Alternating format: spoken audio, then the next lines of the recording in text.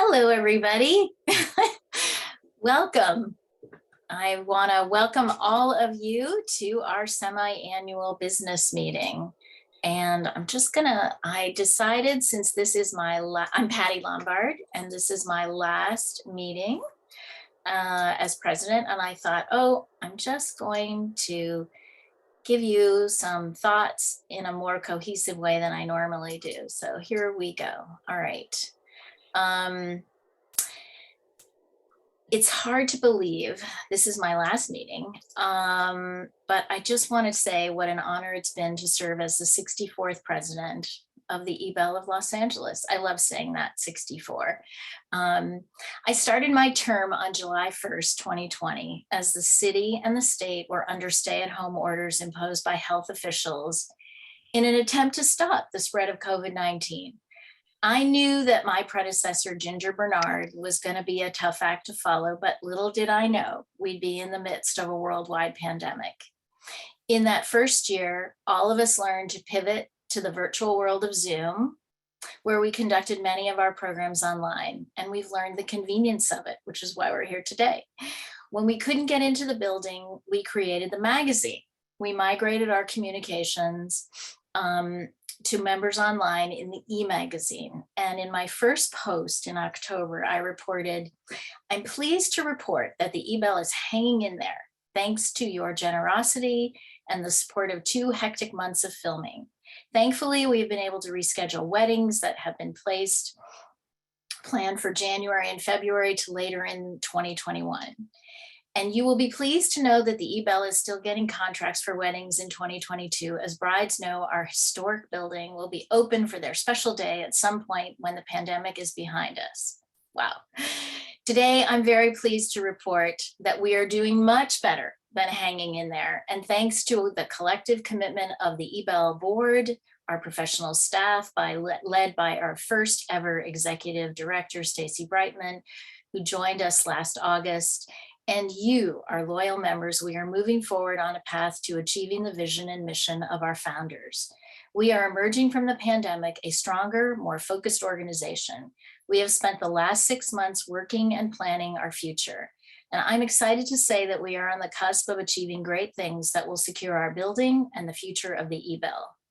We have done so much in the last 6 months, as you will hear and see in the PowerPoint Stacy created, and our board members will give their short reports. But indulge me as I tell you just about last week. While we had to keep it a secret during the planning stages, we can now share the news that we hosted Second Gentleman of the United States, Mr. Douglas Emhoff, and senior Biden administration officials coordinating life-saving grants for arts organizations during the pandemic in a conversation with local arts organization and cultural leaders. Shelley Lowe, chair of the National Endowment for the Humanities, Isabella Guzman, U.S. Administrator for Small Business, and Ayanna Hudson, Deputy Director, she has a long title, Acting Deputy Chair for Programs and Partnerships at the National Endowment for the Arts, joined Mr. Emhoff in a discussion with federal grant recipients Betty Avila at Self-Help Graphics, Jacqueline Stewart from the Academy Museum of Motion Pictures, and Danny Feldman, Executive Director and Artistic Director of the Pasadena Playhouse, along with Stacy, who served as host. Mr. Emhoff's visit was timed with the Biden administration's trip to Los Angeles this past week for the Summit of the Americas. The meeting at the Ebell was organized by the White House as part of their series of meetings around the country with local arts organizations who received federal assistance. The Ebell was selected as the site for the conversation because of our prominence as a historic site with a longstanding commitment to showcasing arts and culture in Los Angeles, as well as having received federal assistance, thanks to Stacy, who secured a shuttered venue grant just before the program closed. Lori Schechter and I were honored to serve as hosts and met Mr. Emhoff, his staff, and key leaders of the NEA, the NEH, and SBA. It was truly a delight to showcase our historic campus buzzing with activity as staff from the event company organizing the Judy Garland Centennial Gala were busy transforming our dining room, art salon, and lounge.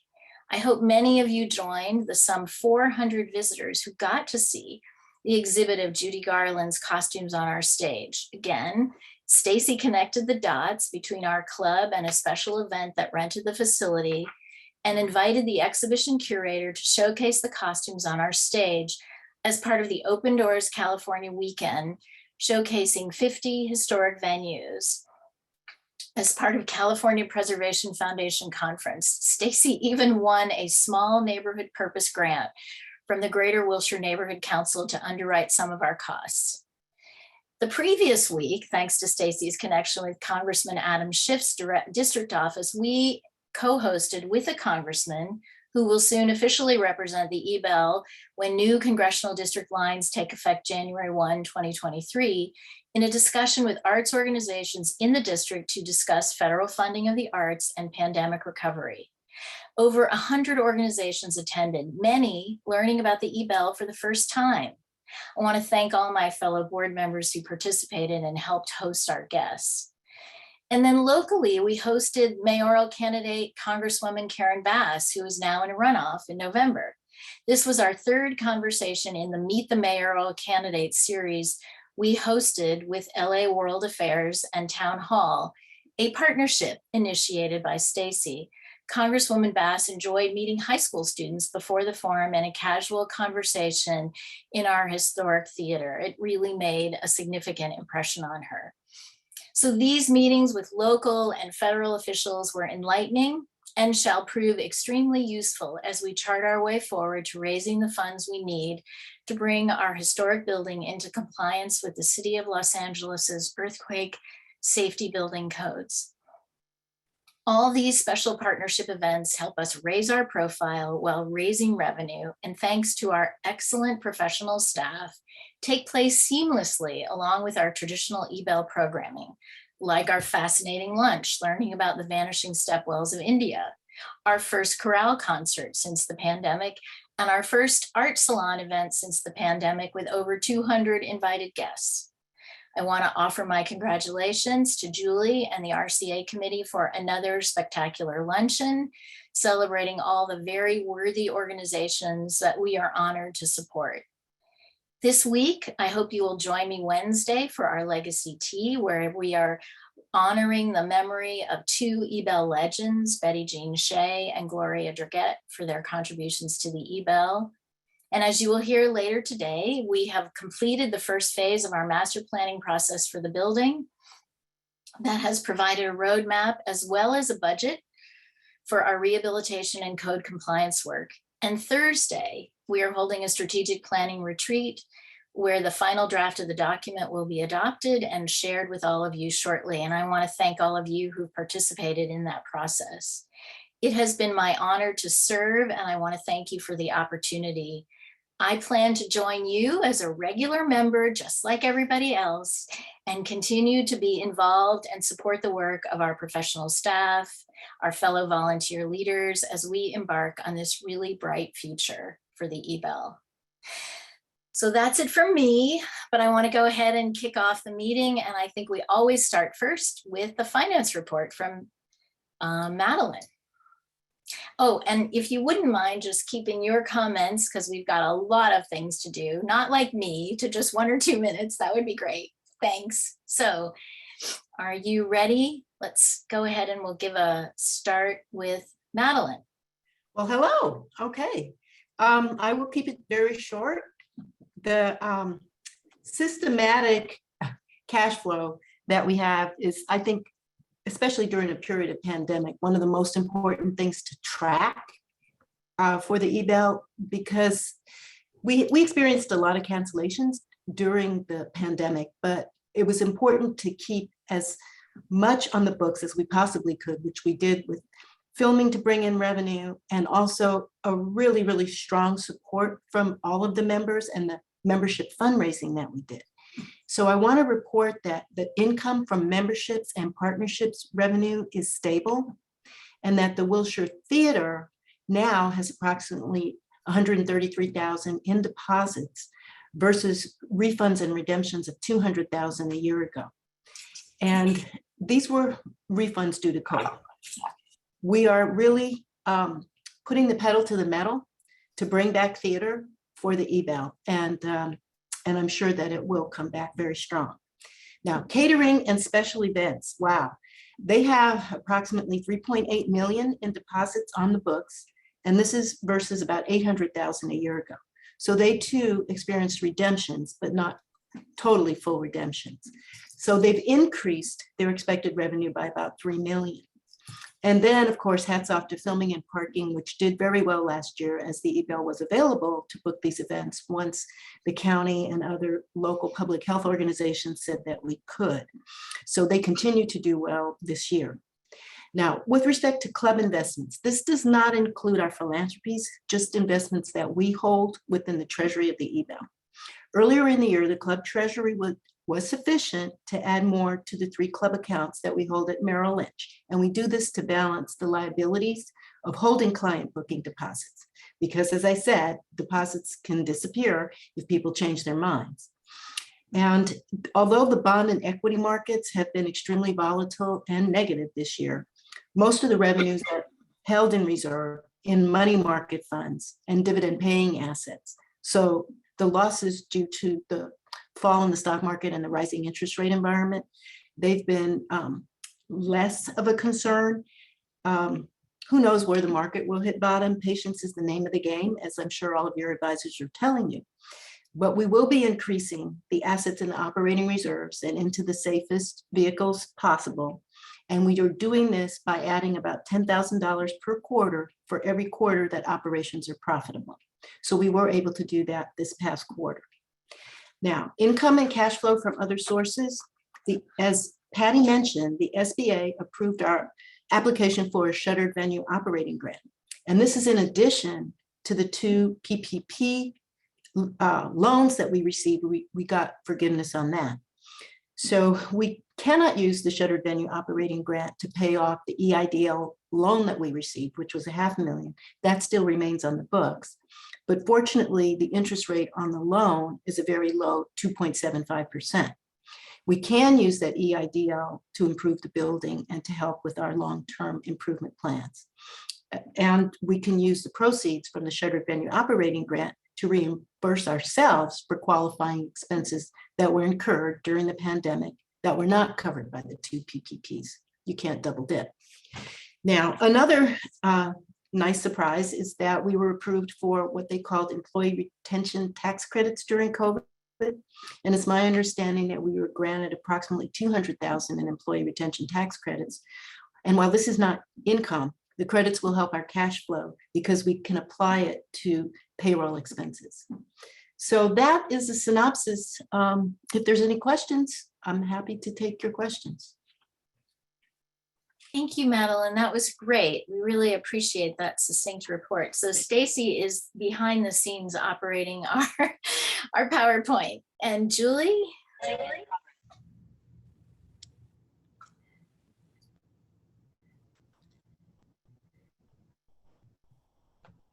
Julie, you're muted.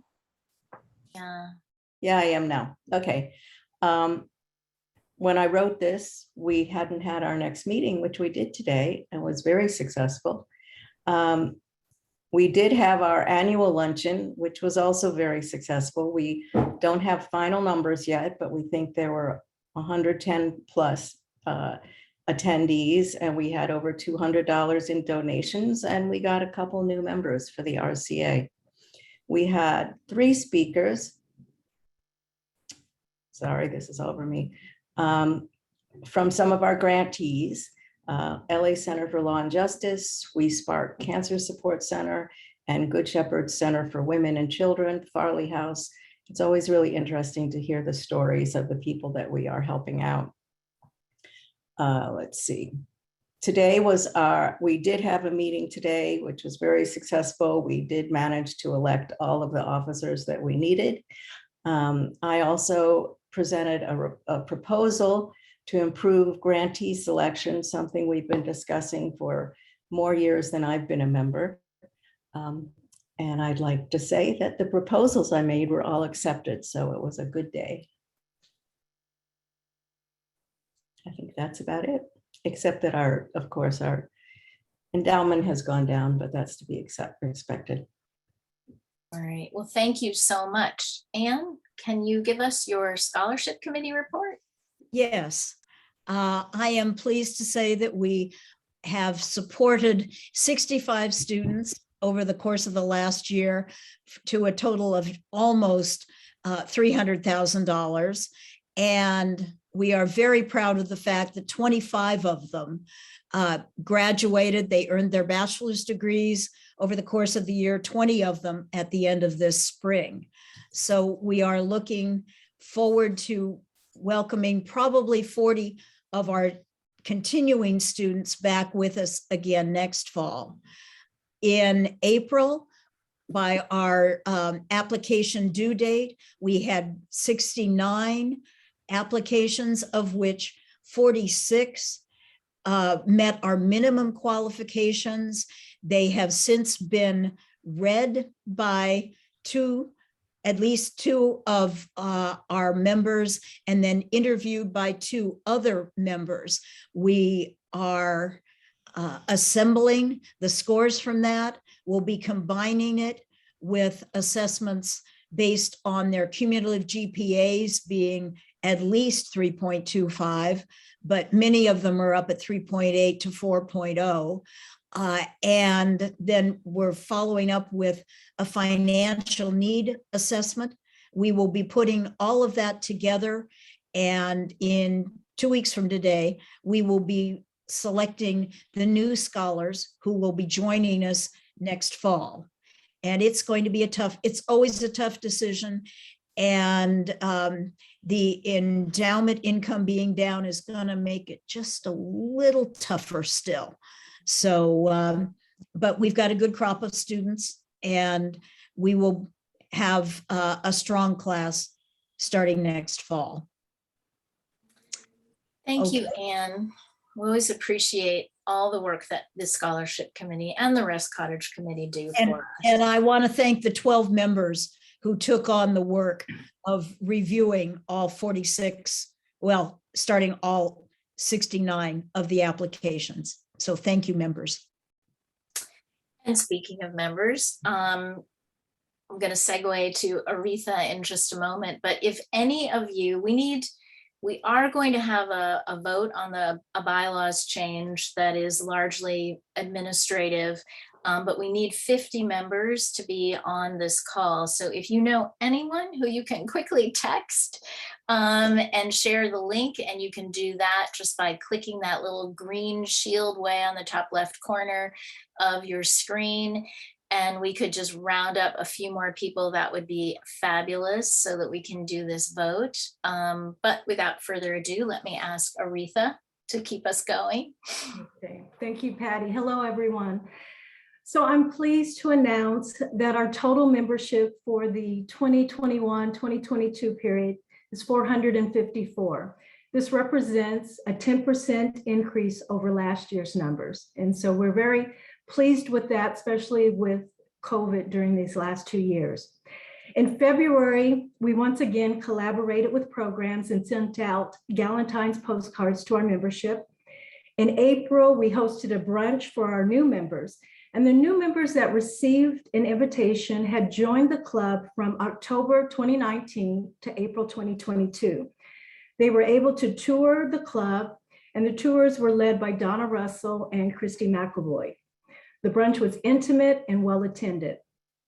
The brunch was in lieu of the Cup and Saucer event, which in recent years is how we welcomed our new members to the club. On May 31st, you would have received your membership renewal notice for the 2022-2023 renewal period, and you probably got a reminder as well today.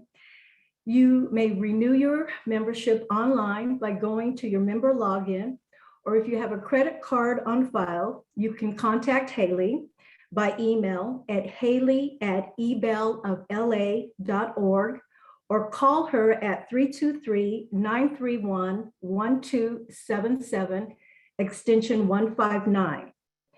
Also this year, you may want to consider renewing your membership for 2 years. And if you're eligible for lifetime membership, which is a committed member for 10 years or more, consider renewing as a lifetime member. As you renew your membership this year, think of ways that you can become involved in the club. It might be by coming to a confab, joining one of our clubs or committees, or volunteering to feed the residents at Alexander House, or becoming an ambassador or a volunteer for RCA organizations. Believe me when I say, when you do one of these things or more, your club experience will infinitely be greater and your community of friends will grow. As my term comes to an end, I want to thank Meredith, who has been a guiding light during this wonderful journey and experience as Director of Membership. I also want to thank Stacy for her leadership and direction. Haley, who's the latest and the most recent membership staff, who helps with items that many members, they don't see, they're unseen. And last but not least, I want to thank my fellow board members who have been supportive and encouraging and a great group of women to work with. It has been my pleasure to serve as Director of Membership for these past 2 years, and my best to the new Director of Membership, which will be Latoya Hearns, which will be swearing in later this evening. But I want to end with a quote. I always love quotes, and I found this one. It's by Blanche Wilson. She's a writer, and she quotes by saying, wherever groups of women make connections with other groups of women, we are affirming a network of change. And I would change it just a little bit by saying, whenever women of the Ebell make connections with each other, we are affirming a network of change here at the Ebell. So thank you very much. It's been my pleasure and my honor to be a volunteer. Thanks. Oh, Aretha, thank you for all your hard work. That's right. This is the last board meeting for a number of us. And I'm going to go ahead now and introduce Phyllis, who will take us through the programs.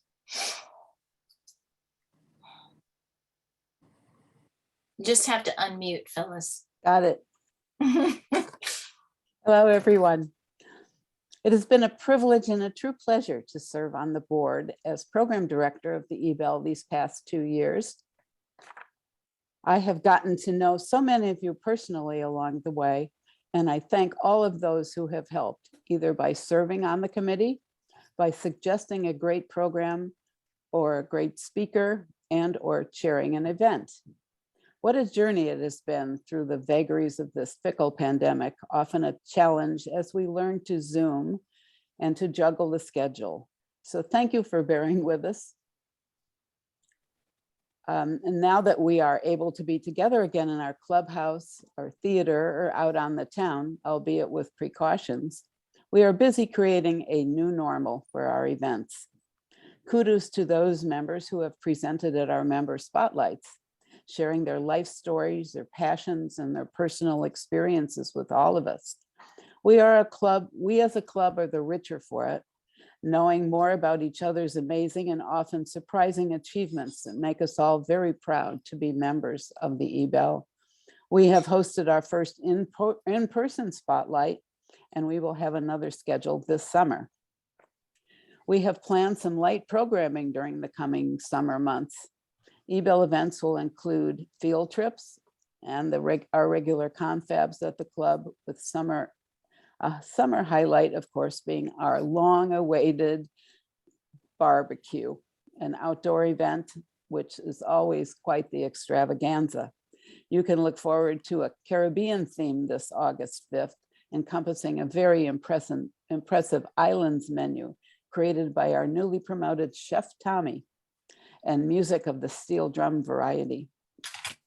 You have likely noticed that beginning this fiscal year, our in-person programming has been supplemented by a variety of wonderful events produced at the club or the theater by outside organizations who have become what we call our partners. Our membership is welcome at all of these events. Many programs have been musical in nature, others presenting speakers or panels on a wide variety of topics. It is a win-win situation for our partnership, this partnership experience, as we participate and learn and our landmark clubhouse serves the entire community. I hope you have enjoyed the eclectic variety so far in 2022. We have learned about some Black history through postage stamps, armchair travel to India to explore ancient water cistern temples known as stepwells, learned about modernist architecture in our midst, enjoyed the crowded opening for our current visiting art exhibit, now still hanging in the art salon, celebrated Galentine's Day with our gal pals in the courtyard and the theater as well, and discovered new, oh yes, and we applauded at the staged reading of The Shot, which had been rescheduled many times, but we're glad we finally were able to do it. And of course, we discovered new cooking techniques with plant-based foods. We've been out together to operas, museums, LA's own state-of-the-art SoFi Stadium, and saw some special exhibits, and so much more. Now I invite you to join our committee and help with the planning, or bring a great speaker or program to our attention, and or become a program sponsor. We are always grateful for generous sponsors who help elevate our events to extraordinary status. In closing, I invite you to join us in person this Wednesday afternoon for our annual legacy program that Patty already told you a little bit about. We'll have a reception, and it's always a very touching event. So I encourage all of you to join us again, as this is our last, actually closing out the season, the formal season. And we will pay our respects to all those who passed this year. Thank you very much. I look forward to seeing you this summer for our events and next season. Thank you. Thank you, Phyllis, for all your hard work, and you're getting some comments in there honoring your work as well. Phyllis isn't going anywhere though, she'll be back. So, okay, so Denise, would you like to give the report on historic collections? Oh, also unmute. You're all so good at muting. In the last 6 months, we have conducted an inventory and evaluation of the Ebell dining room chairs. And on the screen, you'll see a photo of all of the historic chairs that were brought up for the purpose of us conducting the inventory. The staff did an amazing job in bringing up all those chairs and lining them up in careful rows so that it would make our audit a lot more easier. What we discovered is that we have 179 of the spindle chairs, which are what you see on the screen. Most of them with red vinyl seats and some with green fabric seats. And in addition, we have 197 spindle chairs that have the backs padded, and those have the green fabric. We discovered that the spindle chairs, which you see on the screen, are original to the Ebell, and the back padded chairs were reproductions made in the 1990s. So the committee has determined that the historic chair should be taken out of circulation and not used for special events, and should be restored and only used for club events. In this way, the Ebell can preserve and enjoy its heritage items. And as we previously reported, we embarked on a program of restoration of items of value and significance to the Ebell. In the last 6 months, we repaired and or restored 3 bronze sculptures. For those of you who may know them, 1001 Knights, the Roman Warrioress, and the Japanese Samurai, and are considering the best location for them. On the screen, you'll see a before and after picture of the 1001 Knights. And you could see in the before picture that the face was very modeled. And in the after picture, it looks brand new. And the restorers did an amazing job of cleaning the sculpture and then applying a wax coating and coloring the wax in different colors and to match the areas of discoloration so that the overall effect is of a unified color. And so we're very, very happy to have these sculptures restored to their original luster. And our experts have recommended that they be placed in a location where they're not frequently moved, because we don't want to have the wax coating be damaged by frequent moving. And in the last 6 months, the theatrical costumes have been relocated to the room adjacent to the costume collection on the 3rd floor, and the 2 rooms are now being reorganized to maximize use of the space. The costume committee has created displays for, among other things, Mother's Day and Galentine's Day, and we look forward to continued displays by the committee. Also, in the last 6 months, the committee, through its fine arts member, Donna Russell, has curated shows in the art salon of Ebell artwork, notably a show featuring work by women artists. And I hope many of you have had the opportunity to see it, because it was a really great exhibit. Our long-term goal is to catalog the collection, integrating information regarding the provenance of each object, its condition, and interesting facts gleaned from archives or oral history regarding the object.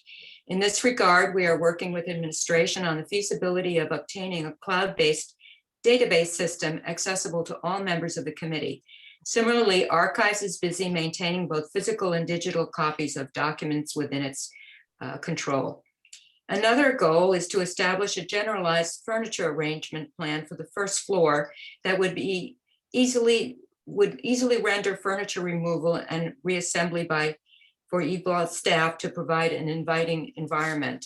Part of the problem is that we've had so much filming and so many special events that it's been difficult for staff to place the items back on the floor, so that many times when we look at the Ebell, it looks fairly cavernous. We'd like to come up with some kind of staging where we could put items out that are not difficult to move, but would still yet create an enticing environment.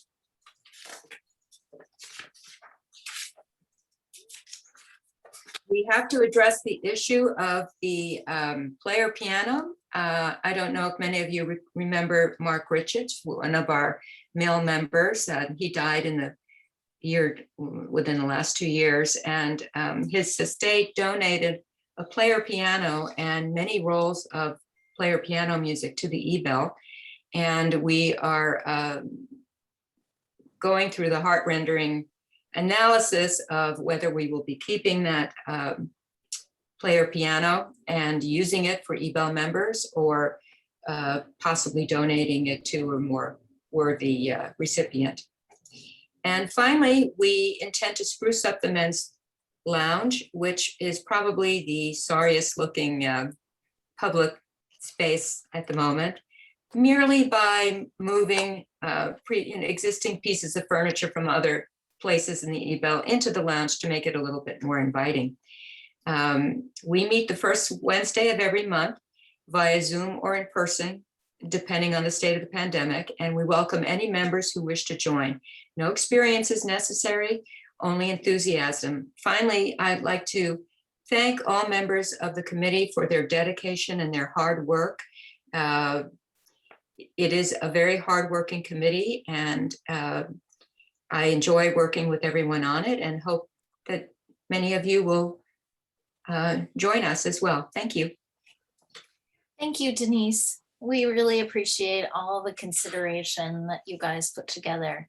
So unfortunately, Lisa Amin got called into a meeting, so she is not available to give her report, but we just wanted to put up a slide. We are continuing to work on our social media. Thanks to the staff for developing our social media posts. And if any of you are on social media, please be sure to follow us on Instagram and Facebook. And then, of course, we'd love your help in amplifying our voice. As you can see, we're starting to increase our engagement from the previous period, 700%. That's pretty amazing. So keep a lookout for us on social media. Lisa's been enormously helpful in creating some press releases for us. We got a lot of coverage of our mayoral forum, as well as our neighborhood council forum, which we did as well. So Anyway, I'm gonna go ahead and skip on. Stacy will go on to the next one, which is, I don't know, Lizzie, if you are here. Lizzie's been under the weather. I don't see her. She's not listed. Okay, all right. Well, she is also under the weather, but I'm gonna take over for this last month, helping her with the e-magazine, and she'll be my executive editor. As I mentioned, we switched over to the e-magazine, and we now have a really successful open rate of 37%. We have over 2,000 active subscribers. And what I love about it, because I'm just this kind of geek, all the information is recorded forever on the internet. So I think that's really, really a wonderful thing. So anybody who wants to share anything, we usually write about club activities, but I love when we get to feature things like honoring our staff or welcoming a new baby. Those are equally important. And of course, we're unlimited in terms of length, and it doesn't cost us really all that much, hardly anything. We have our website anyway, so it's just a blog on our website. So I would just, curiosity, ask all of you, are you all getting it, opening it? If you are having any trouble, put that in the chat and we'll troubleshoot that with Haley and Julia. So, okay, great. So Stacy will go ahead and advance. And I'm gonna call on Janice to take us through governance. Good afternoon, everyone. It's so nice to be here, and thank you very much. It's a real honor to be doing the governance role for another term, and I'm delighted to be able to do that. In the governance committee, we have been working on making changes to the bylaws to reflect our new procedures and new structure. We have an executive director. We don't have a general manager anymore. We have new membership procedures, and there will be more changes coming too, potentially, maybe. At the moment, I have a motion I've prepared for the membership to vote on to approve the bylaws changes, which were distributed to the membership a couple of weeks ago and has already been approved by the board. The proposed bylaws amendments implement the membership changes, changing the date of turning at the present time, everybody's membership is renewed on the same date. In the future, as new people become members, their membership will be on a rotating system so that there are no partial year memberships. Everybody's annual membership will be renewed at the time in which they became a member. So I ask for your approval to these changes. The other things the committee is working on is our annual board orientation, which will happen for the new board at the July meeting. And so anyway, getting back to my motion is that the bylaws amendments be approved by the membership. If I could get a second, and then A second. a vote. Lee seconded. All right. All right, so shall we do this, Janice, by just a simple show of hands for everyone? I Okay. think that would be okay. I don't think it has to be terribly formal. We do have people that have their cameras off. So. So would you like to use your electronic hand? Oh, I love this. Or anybody who objects. What about if anybody, okay. Well, how about if I just call for the vote, all of those in favor? Denny has a question. in Oh, the chat. I'm sorry. Okay. Yes, what's the question? It says, please read the specific amendments. They were distributed to the membership by email 2 weeks ago. Yeah, and they're quite lengthy because we I went did through not and receive them, by the way. you know what? Maybe we can put them in the chat. But essentially, as Janice said, what we've done is we've, let's see, we've simply put, this is purely ministerial. We've simply made this change so that we can go to an anniversary date for membership to coincide with our North Star database management system. And then we've added executive director instead of general manager. This is Nan. I'm happy to vote for it, but I never received them to see them originally, okay? Okay, so they would have been, that's one of those things too. They would have been Yeah. sent out through the general email I distribution. didn't get it either. Okay, but you do get regular emails from us, right? I've tried to fix my system so that I do, but I've had a lot of trouble over the last, well, since I don't know what I didn't get Yeah. right. comprehensively, but I know I didn't get a lot of stuff. Okay, and Nan, are you getting our regular emails? I don't know because I don't know what I'm not getting, but I also. Did you get, I did you not should have receive a gotten, membership. I didn't Right. receive a membership renewal either. okay.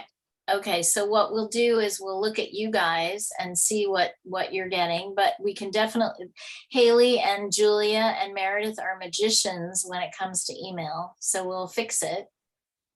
Okay, well then let's go ahead.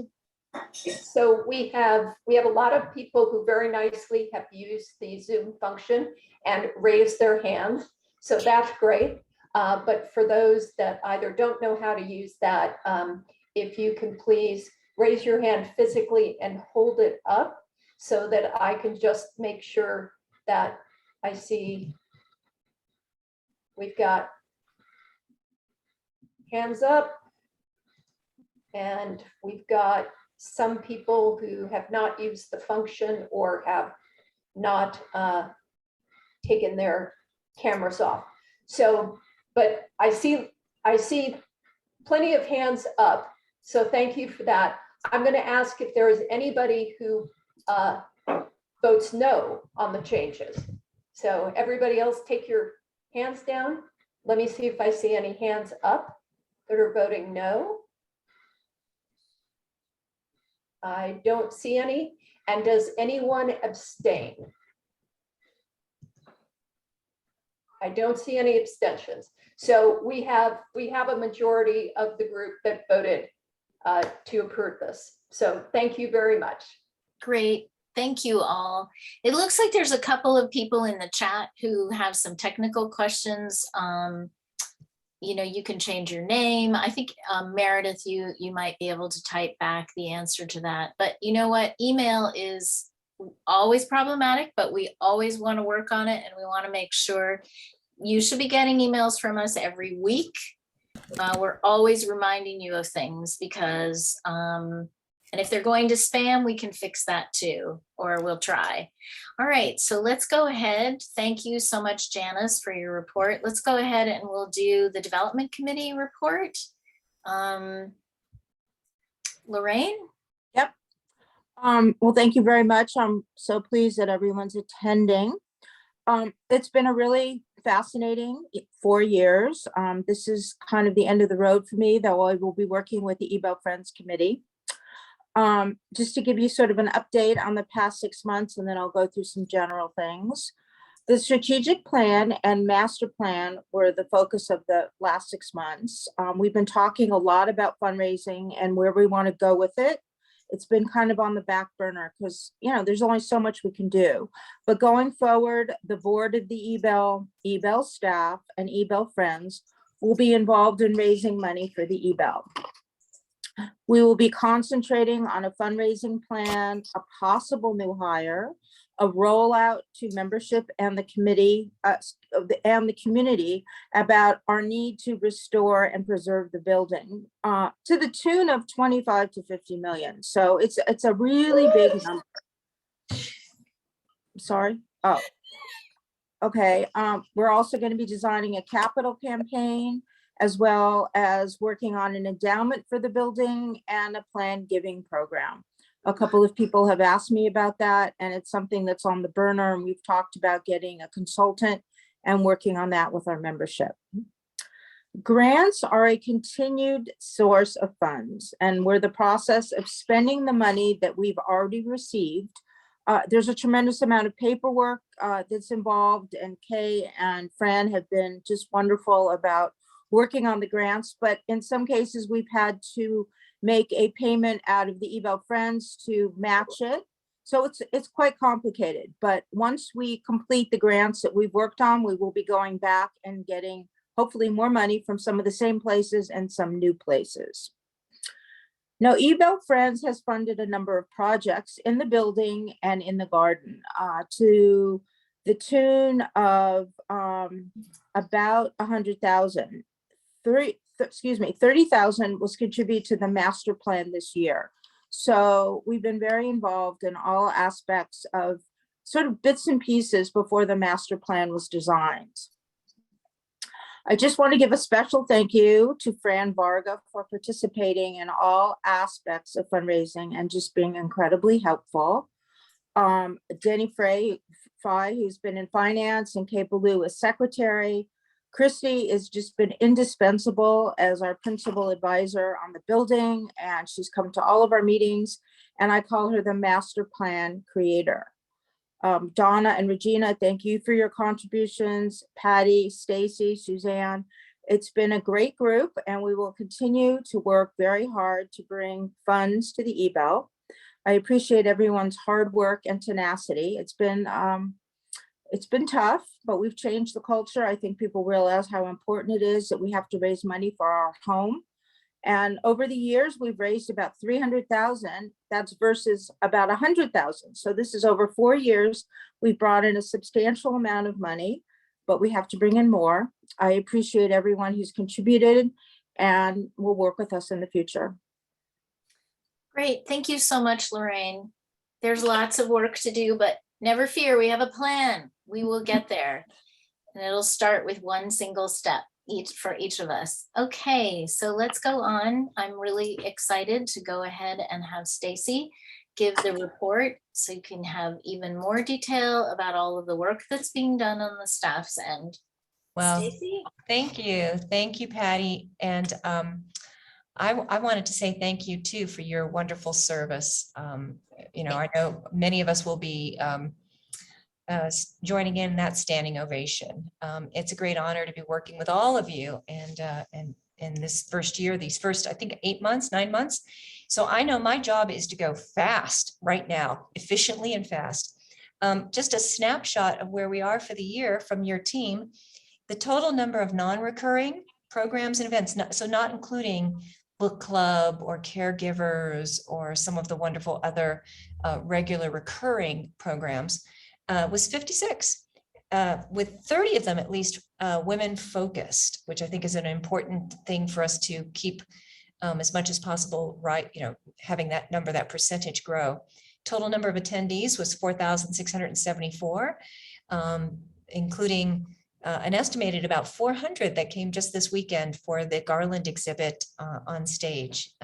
Thank you to everybody who came. That was really a lovely, emotional weekend for many of us.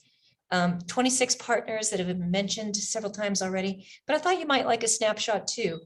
The number of performances at the Wilshire Ebell has absolutely been the lowest it's been besides the COVID total shutdown years, 37. But you know what? That represents about 13, 15 of those events are just even happening in May and June. We were really slammed by Omicron, which is why, again, the Shuttered Venue Operators Grant really came at an extraordinary moment, and we're so grateful for that.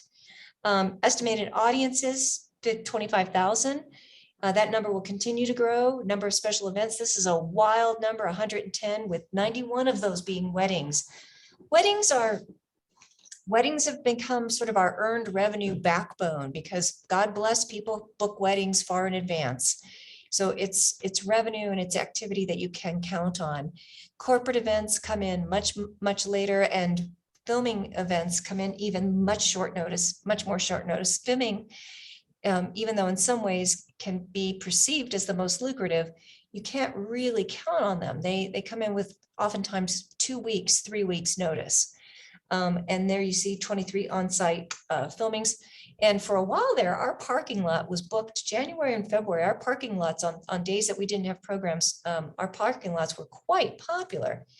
And this was just, I can't always, I love the pictures. If you see me sneaking around and lurking around at different programs, I'm trying to grab photos and just to share a sweet, just even from the springtime, the corral, the conversations on our stage, the exhibits on our stage, the VIP visitors. So it's just a great joy, privilege, honor to be part of this community, part of this beautiful Ebell community. And I just thank you for this opportunity and for all that we can build in the future together. So thank you.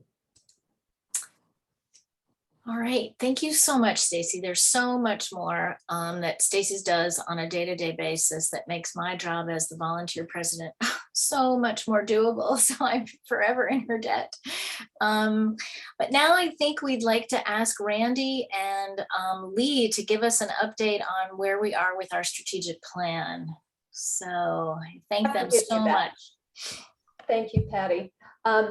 First, I haven't had the opportunity to meet many of you. I'm one of those people that joined the Ebell in October of 2019 and only managed to get to a couple of events before we were closed. I was honored to be asked by Lori and Patty to join the Executive Director Search Committee. And in December, I became Secretary of the Board. That's why I was trying to orchestrate the voting.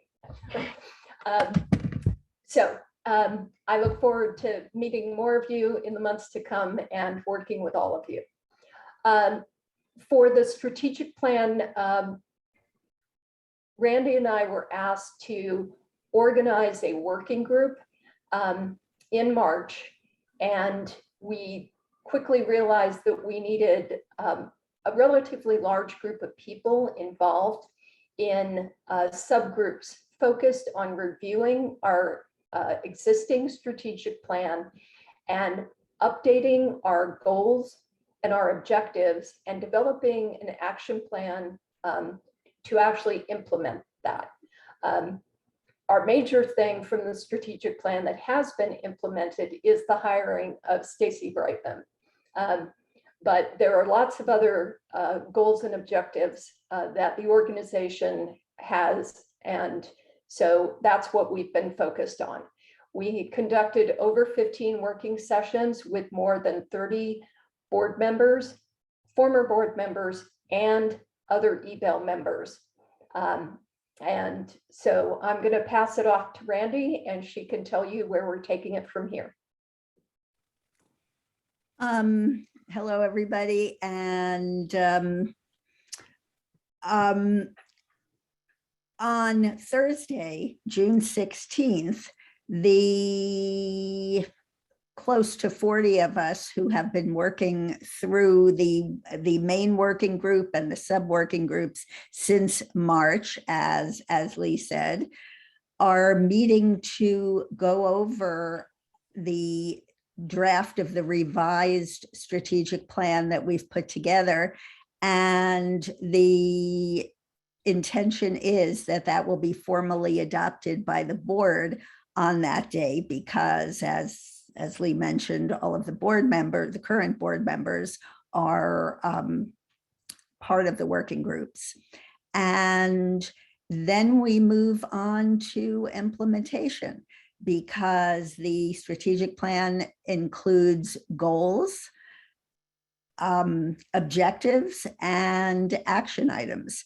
So that will be the next step. The first thing we'll need to do is draft and adopt a new set of bylaws, which will come out of the governance committee.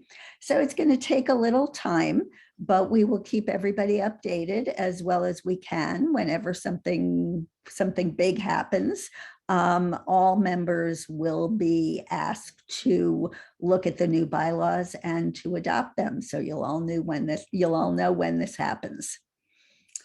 It's been a real honor to be able to work on this. And I thank all of you for trusting us with this. Randy and Lee, thank you very much. I think for those of you who participated in this process with us in 2017, we never really got a chance to kind of integrate the planning into our ongoing culture because we didn't have a senior executive running the organization holistically. And now that we do have that, we're making these changes and modifications, and we're going to make this an active living document. And I'm thrilled to be able to have this continue the work under the leadership of our new board, which will come in very soon as we go through the rest of our agenda items, and we'll do an installation. But first and foremost, I'm super excited to have Christy take us through where we are on our other simultaneous planning process, which is the master plan. Thank you, Patty. It has been a true honor to chair the House Committee for the last year. I have one more year in this role, and we have been charged with kicking off a master plans for the organization for the next 100 years of the Ebell's lifetime. It was truly a treat to have so many of you participate in our space planning exercise with the board. We were able to complete the phase 1 of the master plan, which was the organization and format, get our very sophisticated database with significant measured drawings and a few of the life safety and lighting analysis done in the first thing. I think you may have all seen the flyover video that our consultant, Alan White, prepared for us and actually gave that flyover as a marketing tool to us for free, in addition to all of his hard work with the measured drawings. Our space planning charrette was attended by over 50 people with board members, staff, and partners, and our consultants were able to, for the first time, put on paper all of the different uses and ways that people use the building and things that people thought about the building, and chronicle it all in the master plan for all of us to see. We've also, at the House Committee, developed tracking methods and budget tools, thanks to Stacy and Haley and Lorraine, for looking at budget tools for maintenance and repairs. And our goal is to be very transparent about what the building needs and what the building costs us. So those tracking methods and budget tools for maintenance are part of the master plan, in addition to the organizational system. So I think I have some slides that just are going to show you a little bit about what the master plan looks like. The consultant, Caitlin Driscoll, an architectural consultant, will actually present this plan to the House Committee tomorrow night at 6 o'clock on Zoom. So if any of you who are not members of the House Committee would like to join us, please let me or Haley know so we can send you the Zoom link. Then there will be a more lengthy presentation about what this master plan contained. This is just the cover. The report structure is important because it is an organic thing that we will be adding to over the next several years as we get more studies done, as we get cost estimates, as we look at the various needs and uses. I do have to say that our consultants were extraordinarily pleased with being able to work with us and all of the leadership committee, and also that we had taken, all of us had taken such good care of the building from 1927 forward.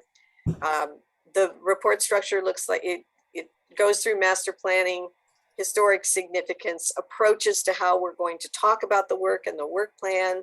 That's in the future. And then we are beginning to identify proposed preservation projects that we then will start to budget and pay for as we can. The goals were to preserve the building, to have an inclusive building as much as we possibly can, a vibrant hub for everybody's activities, a balance of those activities between revenue generating and club activities, reactivate our performing arts components, update the building in terms of technology so that we can all work there comfortably or as comfortably as we possibly can, and seeing what we can do in terms of getting new infrastructure for our environment, air conditioning and other mechanical needs.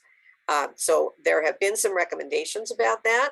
As I said, the consultants were very impressed and said to me more than once that we have one of the most significant buildings in Los Angeles and one of the most intact. This large swath of pink that you see on this diagram are the very significant spaces on the first floor.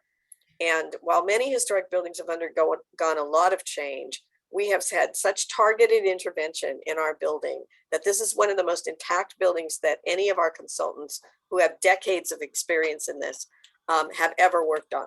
And they were very complimentary of our collective stewardship over the past decades. There may be one more. The really fun example I have here, and I don't expect you to read this, is that we now have a series of instructions about what we can do to meet our life safety goals, our architectural goals, and our lighting goals. So this is our to-do list. This matrix tells us what the priority will be, what we need to have done, where it's located. And I invite any of you who want to see this document. We actually have 2 hard copies if you want to come by the club and look at it with me. And we also have a PDF if you'd like to look at it at your leisure. So I want to thank everybody for participating. I want to particularly thank the members of the House Committee who participated in this, in getting these preservation zones and project areas identified, in trying to look at what our responsibilities will be and our recommendations will be for phase 2. In addition to our plans for seismic retrofit, which we will need to complete our drawings by 2025 and complete our retrofit by 2043. So our next steps are to address the maintenance and life safety items that were in that matrix, to commission additional technical reports on electricity and construction and mechanical systems, to expand the scope of the master plan to look at our parking lots, and importantly, develop budgets and projects and schedules so that we can fund everything we need to do. And part of that is to commission a theater and events study. We did not study the theater and its needs in this first phase. So that needs to be something so that we can bring the master plan to reflect all of the entirety of the campus. So once again, just thank you so much. And for the former chairs and former members of the House Committee who were so good about providing us information. It's a real continuity of people who have taken care and been the stewards of this building. And I just want to thank each and every one of you.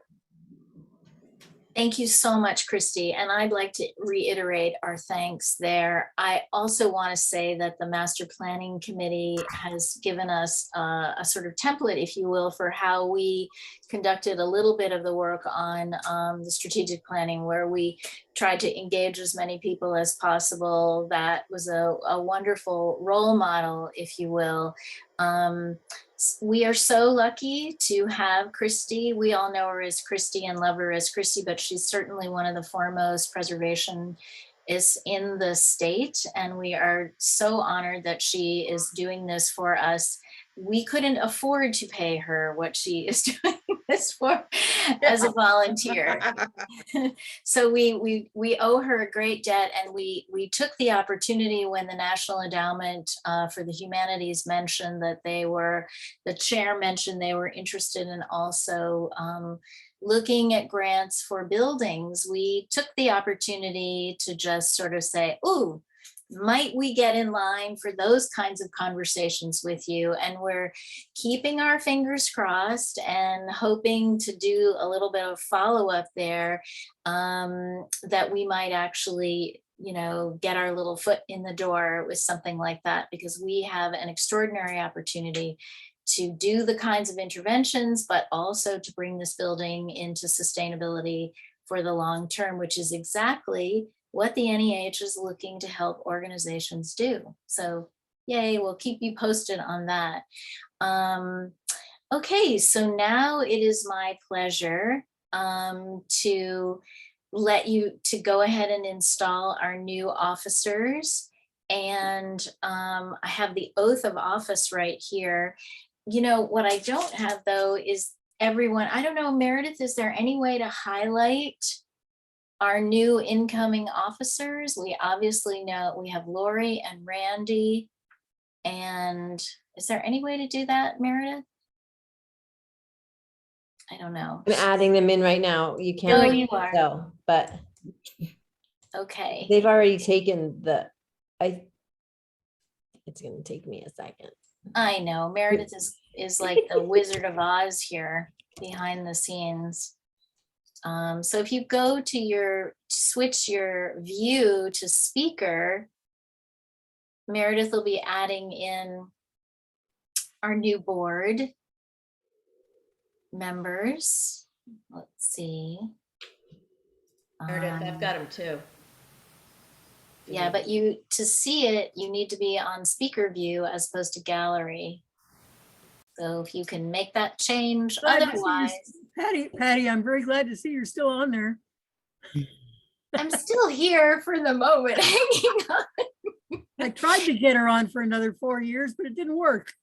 Aw, you know what? You and I have work to do. We're going to write a book. Sure we are. I'm so glad to see you on the Zoom. I don't have a camera and you're welcome.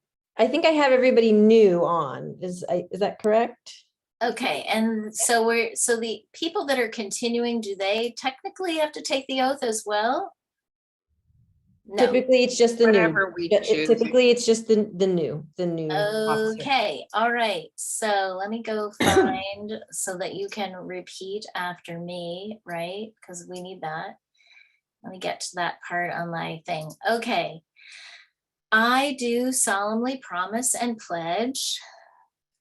I do solemnly promise and pledge That I will faithfully execute the duties of Ebell Board Director to the best of my ability and knowledge. that I will faithfully execute the duties of Ebell Board Director To the best of my knowledge. Best of my ability. to the best of my ability and knowledge. Commit myself to the Ebell Code of Ethics. Commit myself to the Ebell's Code of Ethics, Bylaws and policies. bylaws and policies. Further the mission and assume full responsibility for this honorable organization. Further the mission, Ebell, Responsibility for this honorable organization. You are duly sworn in as the members of the 2022-23 board. And congratulations. And I'd like to ask our incoming president if she would like to make a few remarks. Lori Schechter. I would love to make a few remarks. And first of all, I would like to thank you, Patty, for your extraordinary leadership during these past 2 years. You have navigated us through probably two of the most turbulent years that our club has ever faced. And you are leaving us incredibly, probably in a stronger position than we were before the pandemic. You helped lay the foundation for our future, and we cannot be grateful enough for all that you've done. So please join me in thanking Patty for her hard work over these past. Brava. Thank you all. I also would like to thank all of you for your confidence and your trust in me to serve as your 65th president. I am truly humbled and honored. I also want to thank the entire Ebell staff, Stacy for joining us, and for all of you for everything that you do. You are truly extraordinary. Thank you to all board members, outgoing, continuing, and incoming, for your time, your stewardship, your commitment. We are eternally grateful. And most importantly, a heartfelt thanks to all of you, all of the members who are here today, all of our members, because you are truly the heart and the soul of our club. And without you, we would not exist. And I just want to say, as president, I will aspire to respect and drive our mission. to listen to and represent you all with integrity and with humility, to collaborate respectfully with our members, board staff, and community, to ensure transparency and open discussion, to honor and respect our 128-year history, and to build upon this incredible foundation to assure our viability for future generations to come. I look forward to spending more time with all of you in person, hopefully, and hope that I can count on your support as we begin this next exciting chapter of the Ebell story. So thank you all. Thank you for joining us today, and I am very grateful.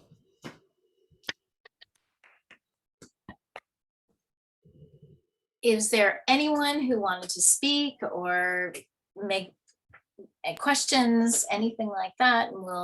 Otherwise we'll close it out and let you get on to dinner.